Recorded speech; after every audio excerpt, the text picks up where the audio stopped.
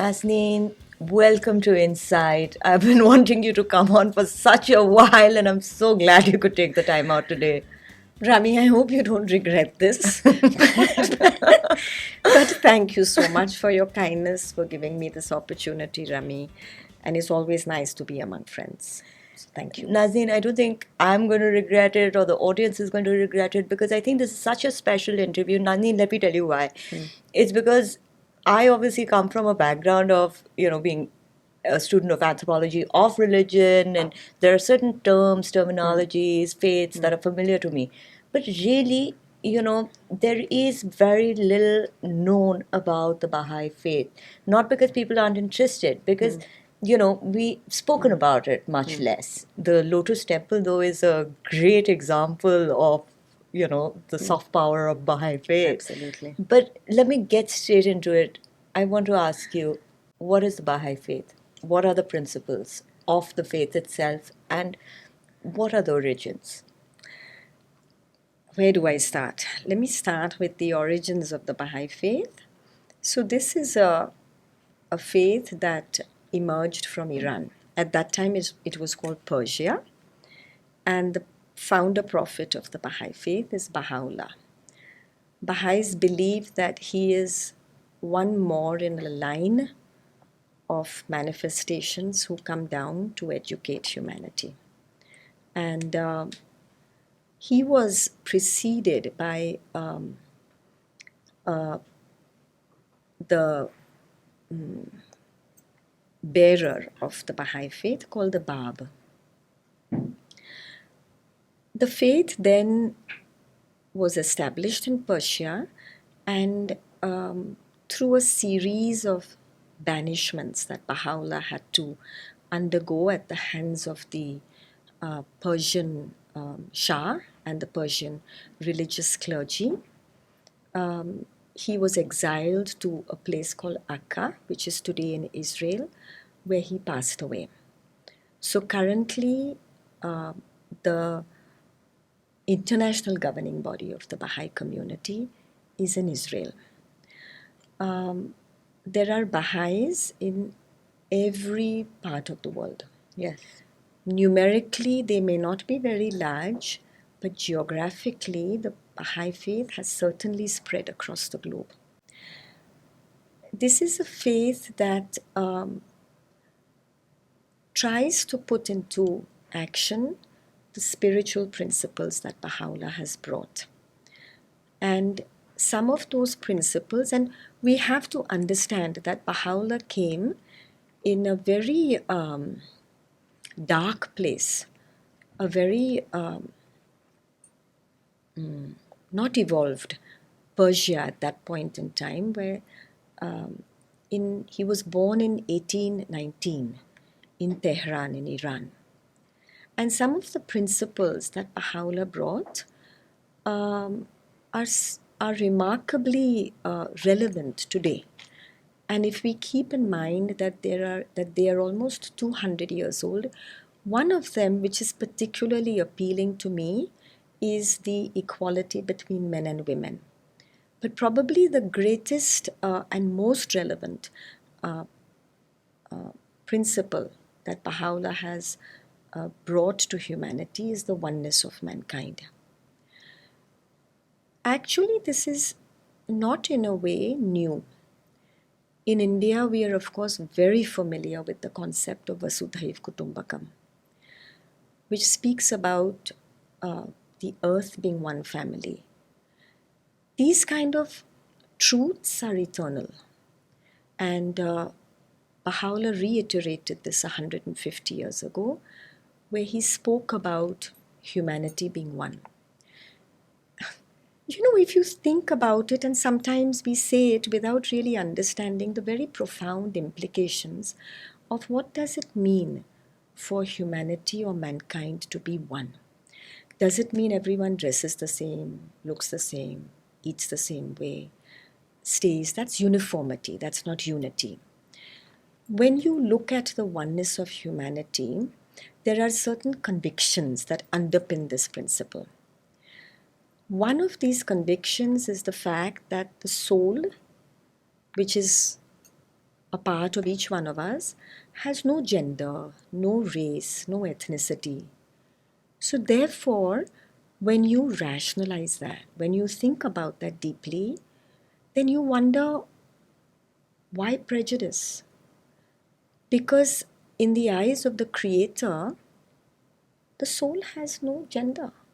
The other thing that, so to that extent, that is a manifestation that humanity is one.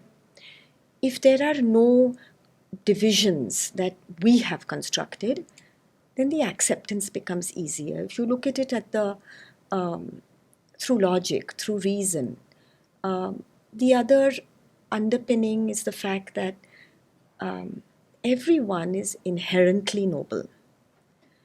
There is no, there are no souls that are barren or that we give up on.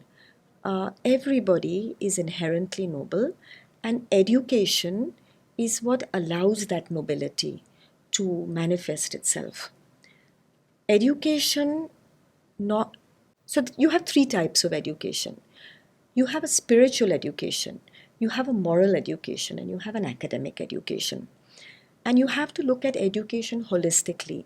The other thing that Baha'u'llah brought about is the fact that education has to be universally accessible to everybody. It shouldn't just be the prerogative or the privilege of a few. One of the other things that Baha'u'llah brought about is the fact that each one of us is responsible for one's own spiritual development. There is no clergy in the Baha'i Faith. Mm-hmm. There is no priest class in the Baha'i Faith. This relates to the conviction that humanity is at a point of maturity in its evolution where I am able to take charge of my own spiritual development. Actually, I'm able to take charge of development in every sphere of my life. I make my choices, I educate myself, by and large, of course. When I say these things, I mean by and large. So therefore, it makes sense that I'm also able to know God and to understand God through the power of my own intellect. And I do this by the study of holy writings. I do this by reflecting and internalizing what these holy scriptures are trying to say. And when we do that, I think we become more spiritually relevant. The other thing that is important for me as a Baha'i is that I don't simply seek or go after my own spiritual salvation. That's not the way it works. My spiritual salvation is completely interrelated with the development of my community and the progress of society around me. So these are certain. It's not easy to do this. I mean, let's be clear. Even the question of just gender equality has taken a lot of struggle. We still haven't come out of that. But these are some of the spiritual principles that Baha'u'llah has brought, and Baha'i communities worldwide are trying now through their own efforts and through the efforts of everyone around them to try to bring about an ever-advancing civilization, because really that's what we are looking at through the application of spiritual principles. Nazneen, that was absolutely so eloquently put. It's not very easy to understand faith and its principles in such a short while. But what it seems like to me, and because we're talking about the spiritual part of this, is that it's a very inward looking faith, which lays the responsibility of self development on the individual shoulders with certain principles that guide it. Actually, it's a very outward looking faith. Okay. And let me explain why. Because, unity cannot be brought about just through the efforts Correct. of the Baha'i community. It's a collective enterprise. So, really, what the Baha'i community is trying to do is to work with society, is to influence thought, is to raise consciousness, and then very, very respectfully and very humbly share its learning with those around it. So, I mean, just to give a very simple analogy, how do you cultivate a spiritual quality? Say patience. How do you cultivate patience? I can't cultivate it in isolation. I can't cultivate any spiritual quality actually in isolation. I cultivate it when I'm out there with impatient people. I cultivate it when I'm tested through an environment that is difficult. So spiritual qualities are not cultivated in vacuums. You have to be So around. it is a community It is a driven, community-driven faith. It is a community-driven faith. Okay, so let me ask you then, this must have been, you know, for the faith to come up in an environment like that, at a time like that, for Baha'u'llah, what were the difficulties? Because you said, there were challenges that he faced. Give us a few examples. I think so. The Baha'i faith, for whatever reason, has particularly in the country of its birth, has not been readily accepted, and sometimes that lack of acceptance is because I have thoughts and beliefs that are different from yours, and Baha'u'llah was persecuted all his life because he chose to bring a message of inclusivity, because he chose to bring about principles that spoke about spiritual emancipation, that spoke about gender equality. Now it's a privilege that I don't even think about. I mean, for me, gender equality sitting here is a given. 200 years ago, in at that time, Persia, very different. So Baha'u'llah was persecuted, no clergy. Baha'u'llah spoke about there being no need for a clergy. The country that he came from is driven by the clergy. So there were these natural resistances. There was this opposition. The Bab, who I mentioned, 20,000 of his followers were put to death. He himself was very brutally killed. Baha'u'llah and his young family were exiled, often in the dead of winter, on horseback across very inhospitable climates. But then, which manifestation of God really had it easy? When you bring a message that is very different from the current narrative, you would expect this. So, and even the final exile, it only actually served to shine a spotlight on what he was talking about. His son Abdul Baha, who is one of the central figures of the Baha'i Faith, was a prisoner with his father at the age of 7, and he was released when he was an elderly person in his 60s. Wow. So he spent his entire life in captivity, in prison. So it is a religion it is a faith that is not unused to opposition, not unused to persecution. But I must say that now there is because of the fact that Baha'u'llah's principles resonate with a more enlightened humanity, there is a growing acceptance of them. Absolutely. Nazneen, there's also the concept of progressive revelation. What is the significance of that in the Baha'i faith, and what does it actually mean? Thank you for asking that, Rami. It's a very profound concept, and I hope I'm able to articulate it sufficiently well. truth is one. You can't have two truths. It just doesn't work like that. There's one truth. That truth, we believe, so it is only the creator or the manifestations of the creator that are able to set standards which are absolute. That means absolute truth, absolute unity. Humanity is incapable of achieving absolution.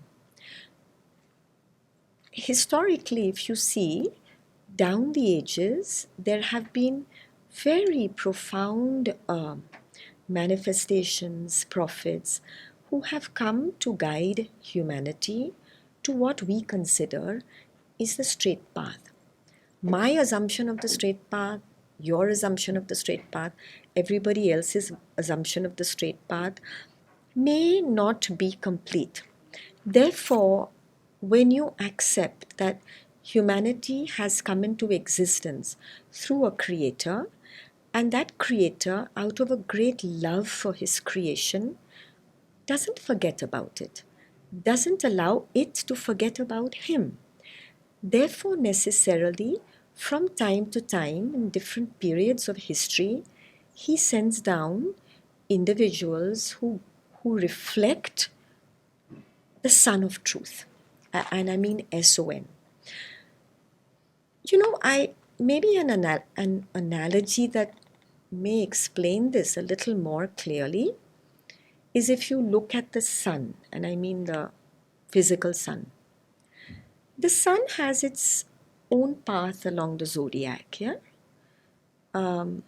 It has its trajectory. If you stand and if you look at the sun at sunrise, it has certain facets, it has certain elements. If you look at the sun at noon, it's different, it's red hot, it's glowing, it's high in the zodiac. The same sun, when it is evening, is much more muted, is reddish. So really it depends from where you're standing and looking at the sun. It's the same sun. Is it really possible for me to stand and say, I believe in the sun only at sunrise, but I deny the noonday sun and I deny the sun at sunset? It's exactly what you and I are doing. It's laughable. So therefore, truth is one. It's just that so every prophet of God, every major manifestation has brought with him certain eternal truths. Which prophet of God has ever said, go ahead and lie, go ahead and can't, because it's the same voice that's speaking. So as a Baha'i, it's not possible for me to say that I believe in Baha'u'llah, but I deny Krishna, I deny Christ, I deny Buddha. I'm denying Baha'u'llah himself because it is the same voice. It emanates from the same source of truth. So progressive revelation means that at certain points in humanity's history, somebody comes who brings with him Who the reveals. same, reveals those same eternal truths, but then also brings certain social constructs that are relevant to the time of humanity at that particular point. Nazneen, the analogy that you used was so apt for this situation because it immediately clicks as to what you're trying to say.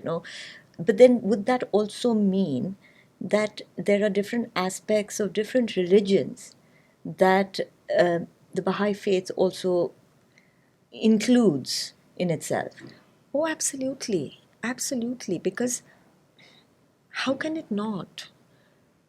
If I accept that it's the same voice that's speaking, the same message is being brought from the same source, from the same divine source.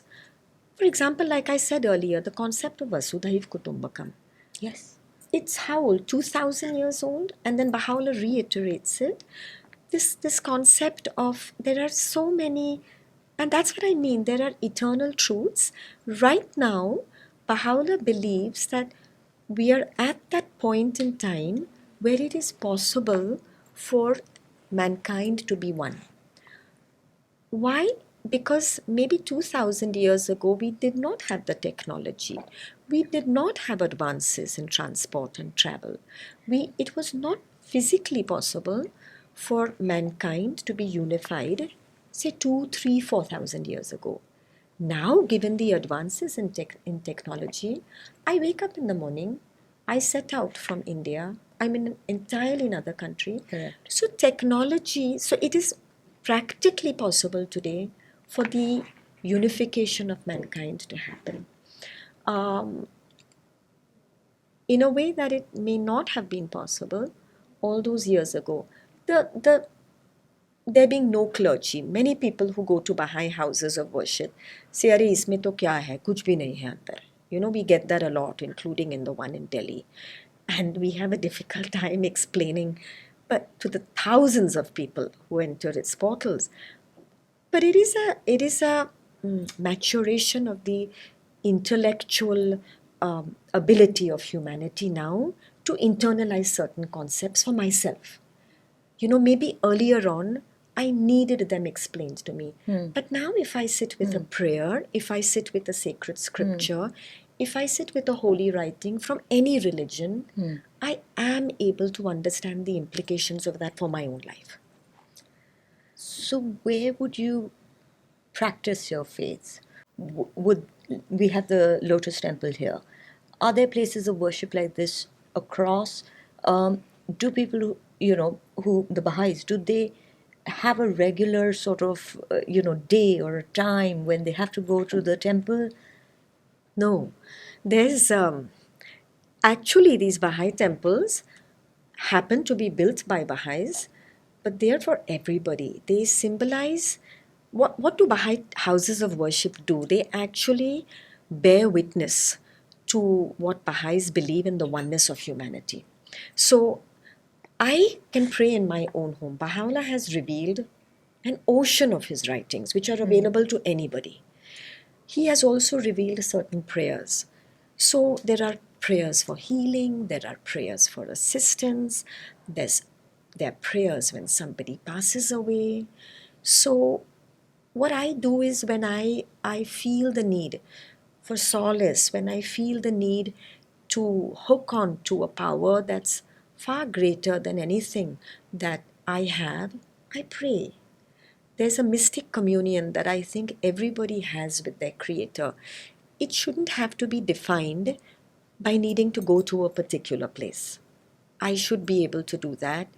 So Baha'i houses of worship embody another one of Baha'u'llah's principles, which is worship and service.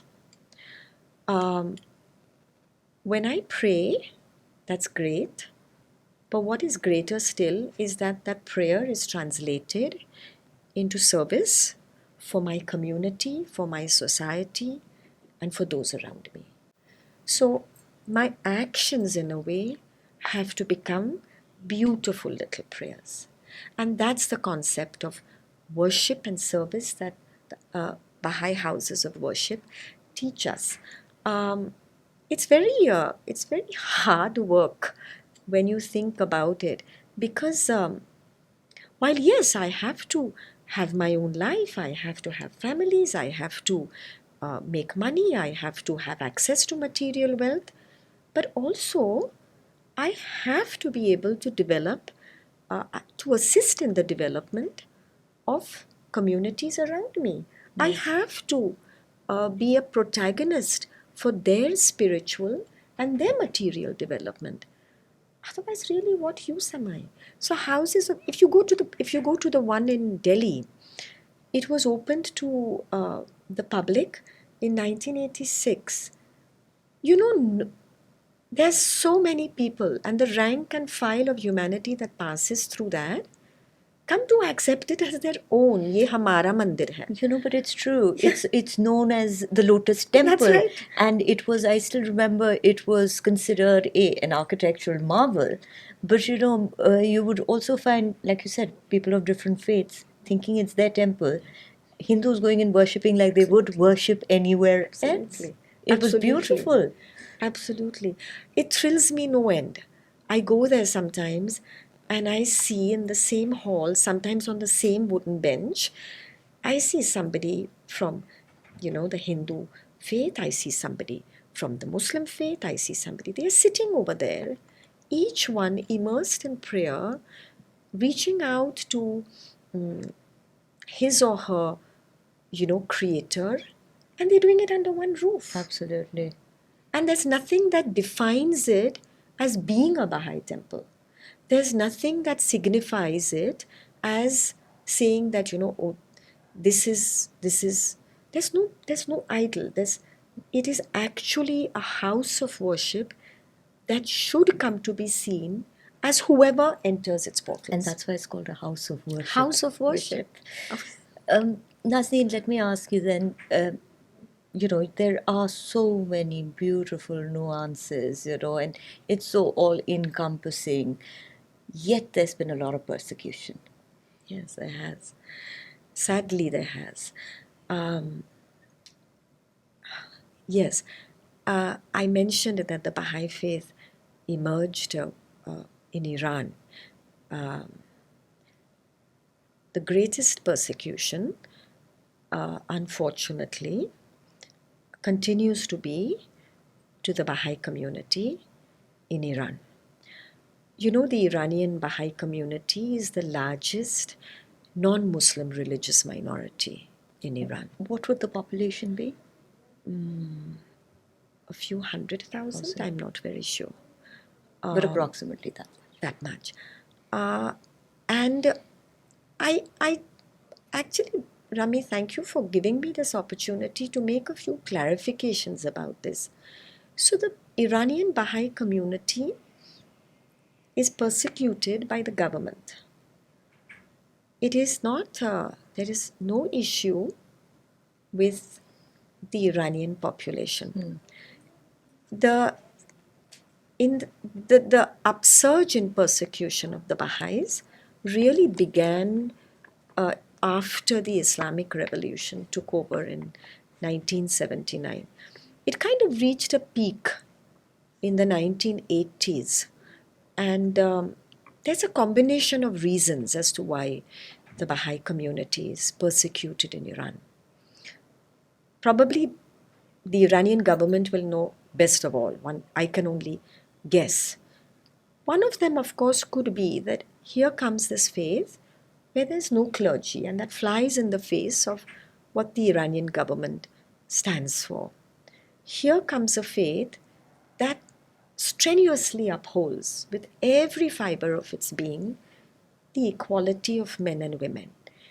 It not only asks for, it expects that women have got the same privileges as men. In 1983, I think, unfortunately, in what was a very dark point in Iran's history, 10 young Baha'i women, one who was as young as 17, and the others who were in their 20s, were picked up by the Revolutionary Guards. They were taken in the dead of night, they were incarcerated in prison, and then when they refused to give up their belief, they were hanged, they were executed, one by one by one. And each of them was given the chance to watch the other being hanged and then to say, all you have to do is deny your beliefs. None of them did, not one, including the 17-year-old. Incredible. Yes, and also you can see why they didn't do it. For love to be real, it has to be tested. And it is only when we fight the battles of love, we are wounded for the sake of love, that we are able to say with authority and assurance, I love. And some of those conditions of a very pure and true love are sincerity, our forgiveness, our trustworthiness. I mean, what is a love without sincerity but hypocrisy? What is a love? What do you call a love where instead of forgiveness there's vengeance? Who's going to trust your love if you are untrustworthy? And I go back now to the persecutions in Iran, which continue to this day. After having gone through all of this, for the Iranian Baha'i community to still say, I love my country, and they do. I love my fellow citizens, and they do. That's heroism. That's, in a way, Absolutely. not persecution. I don't mean to cut you, but you're so right, because when we had a chance to speak earlier and we spoke about, the Baha'is who were staying here, a couple of them, it was just incredible that they did not want to give up their passports. Absolutely. and unfortunately, and so now also, to be able to continue to love your country, to be able to continue to want to stay there when you have a choice to leave, requires great courage. Many times when we think of a persecuted community, we tend to think of, this cringing, frightened, repressive, fearful. These are the images that are conjured up. The Iranian Baha'i community is none of those. Today also, Baha'is have been denied. It is state-sponsored. This is the government. This is the Iranian government that is doing it. It is not some goon outfit, or some. It's not that. It is the government that is with great impunity. It is depriving Baha'is of access to higher education.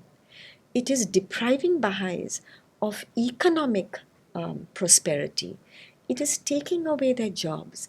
It is depriving us of the dignity of Baha'i burial. It is desecrating our cemeteries. It is taking away our history, because most of the Baha'i holy places are in Iran, because that's where the faith originated. Correct. The land of Baha'is, the lands belonging to Baha'is are being pillaged. Their homes are being burnt. They are being thrown into prison. And what's now significant is that, the uprising that happened in 2 years ago in 22, where women in Iran really just wanted a very basic right. And it started off with this whole thing about cutting off one's hair, but that was symbolic of a repression that Iranian women are going through. And what was interesting was that when that happened, the Iranian government showed remarkable capacity and, remarkable a remarkable ability to actually self-combust its own credibility on a global stage. Yes. Nobody needed to do anything. Nobody. It did it all on its own. The Iranian government did it all on its own. And it actually showed a watching world what it was capable of doing to its own citizens, to its own women. So to that extent, the story is the same. Our story, the story of the Iranian Baha'i community, is the story of an average average Iranian woman. But then let me ask you this, Nazneen.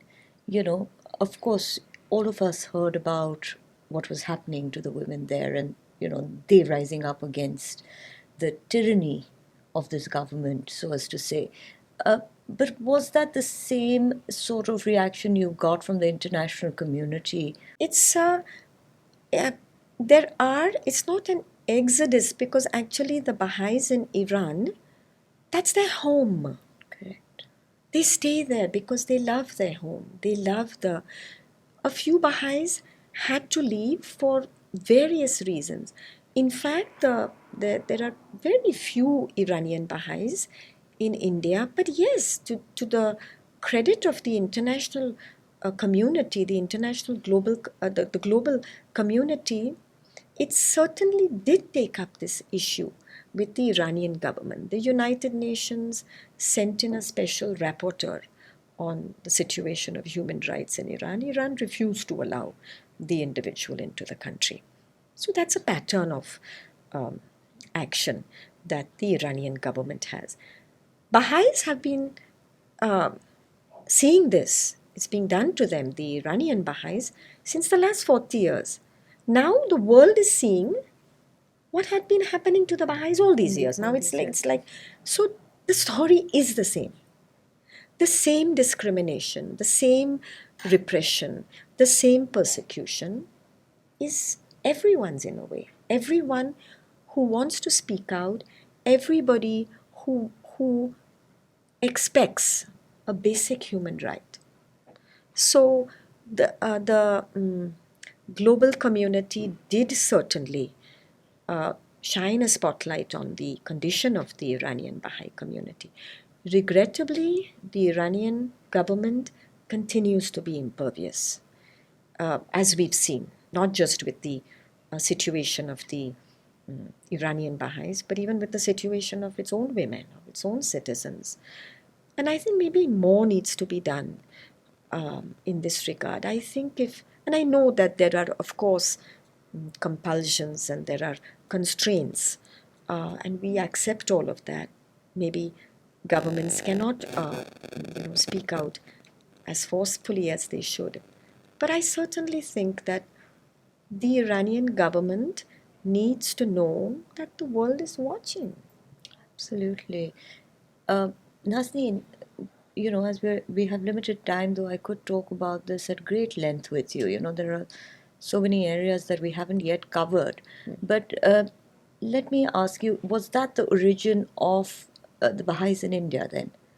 No, actually, the Baha'i, the Indian Baha'i community, I think, to the best of my knowledge, after Iran, it is the roots of the any Baha'i community are the deepest in India. I mentioned the Bab, and in 1844, when the Bab declared his mission, among the first 19 people who accepted his message was an Indian. So this would have been, I guess, 1850, between 1844 and 1850. And he went by the name of Sayyad-e-Hind, to acknowledge the fact that he was from India. So the roots of the Indian Baha'i community are from there. Wonderful. From then on, there have been Baha'is who have come from Persia, as it was known then, who've made India their home. These Baha'is then integrated in Indian society. They met with great thinkers and leaders. The World Parliament of Religions in 1893, Swami Vivekananda was over there. That was the first time actually mention was made of the Baha'i Faith in the United States. Prior to that, during the Great Darbar in India, Swami Dayanand Saraswati came in contact with the Baha'i Faith. He praised it, he got to know about it. There have been great leaders of Indian thought like Mahatma Gandhi, like Rabindranath Tagore, like Sarojini Naidu, who was very taken up with the story of a Baha'i called Tahira, who in the 1800s was the first one to give her life for the emancipation of women. She was a poetess, a very famous poetess in Iran. And then gradually in India, so India's link with the Baha'i Faith goes very deep and goes very broad. Today, there is the largest Indian Baha'i community anywhere in the world is in this country. You know, I'm Indian. I am born in India. I've been educated in India. India, this country has given me everything. Everything it's given me. I could not be more grateful for all the blessings I've received from this country. It's my home. It's the home of my family. And sometimes I think, am I grateful enough for this? I speak on behalf of the entire Indian Baha'i community. You know, the Indian Baha'i community has recently the National Assembly, the institution I sit on, commemorated its 100th anniversary. We got the most marvelous message from the Prime Minister of India. It was a warm, encouraging message which congratulated the Baha'i community of India on its achievements. It spoke about the work that the Indian Baha'i community is doing. And I thought to myself, could there be a greater contrast than what is happening in Iran? So India has provided a haven, and it's not, and this is the home of the Indian Baha'i community. We have we work over here, we serve over here. It is our privilege and joy to support the initiatives of the government. It is our aim to, whatever our learnings are at the grassroots, to be able to share those with an influence thought. So the India is home to the Indian Baha'i community. And we could not be more grateful. Nazneen, I don't think that could have been more beautifully put than you have. But, India, I think, has always had that character, Yes, yes. and will always have that character to be Yes. so inclusive. And I think the Absolutely. Baha'i community itself believes in the integral message of being inclusive. And like you said, the, common thread of Vasudev Kutumbakam, so there's so much to share.